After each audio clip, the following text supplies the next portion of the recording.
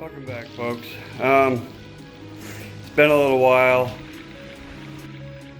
Anyways, I've been working a lot on, helping other people with their projects on their vehicles. A couple of transmissions, some rods and mains, crap like that. Anyways, I've been super busy. And so I'm back to Frankenstein. Just got it put back in the garage. This is the one that's going to get the body taken off from it. We're putting an 86 Jag on it. I have plans also want to put aerodynamics on it a little bit on the Jag body. Maybe a fin for the back, help hold it down, because all the weight's going to be in the front. So I'm thinking that I may need some drag for the back to help hold the back down. I'm not sure, because I want to use this for racing when I'm done, but I'm not sure exactly if it's just going to be mud racing or if I'm going to set this up for some minor drags when it's done. I'm not sure. So I'll get to that part. But anyways, what I'm going to do for now is take this hood off of this truck and get the engine pulled, transmission dropped off to the side, and from there start taking the body off.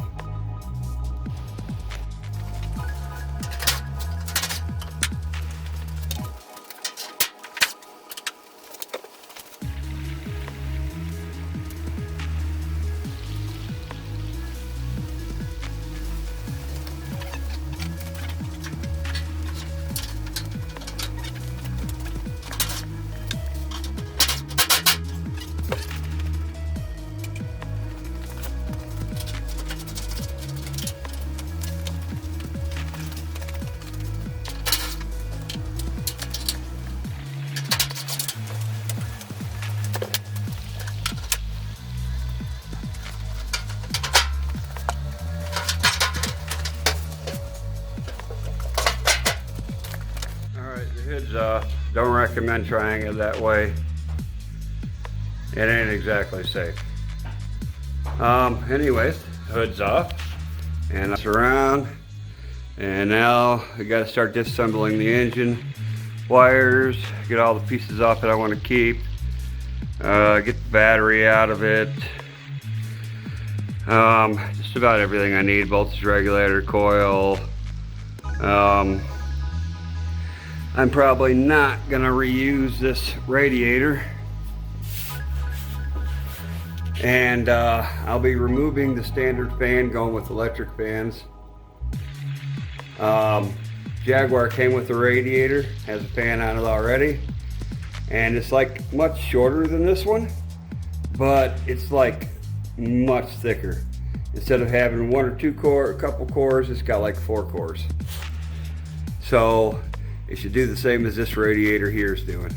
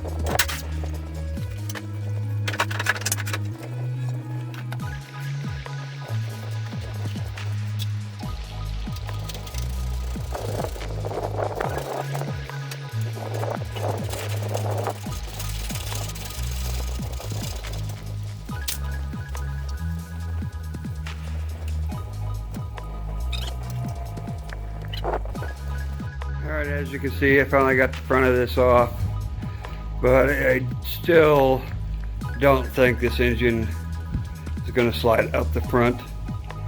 At least not till it's jacked up. Still seems like it's a little too wide. Trying to remember back when we first put this engine in here was the beginning of this project called Frankenstein. I'm really gonna miss this body. Actually, I like it. But that's all right. The Jaguar body will look really good. It'll be up even higher than this. May even upgrade the wheels.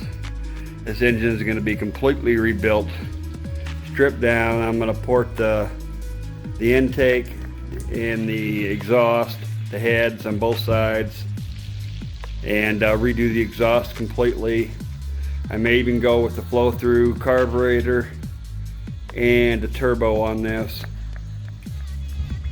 We'll see. I haven't completely sure yet, but for now, I guess I'm going to get back on to removing some more lines, wires, and like voltage regulator, coil, all that stuff. Get this engine ready to be pulled out.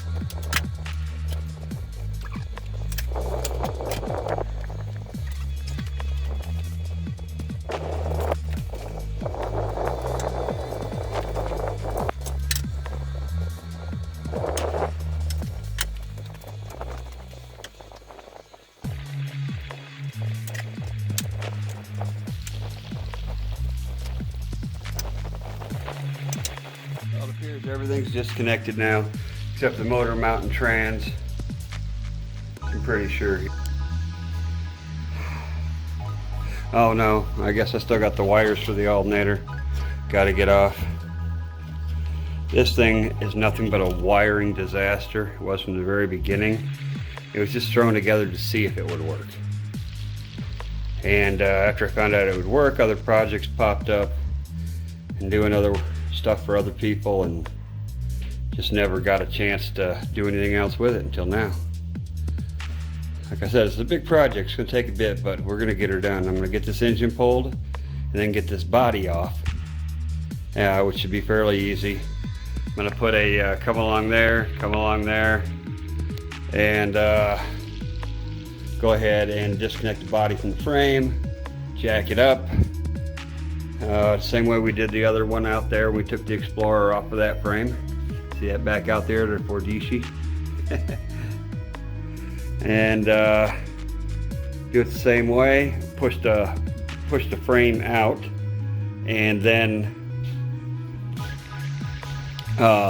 back the trailer into the garage, lower it down on the trailer, take it out to the junkyard, and use the tractor to get it off the trailer,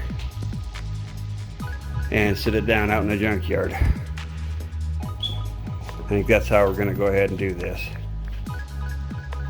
Yeah, broken front axle. It was just crappily welded on anyways.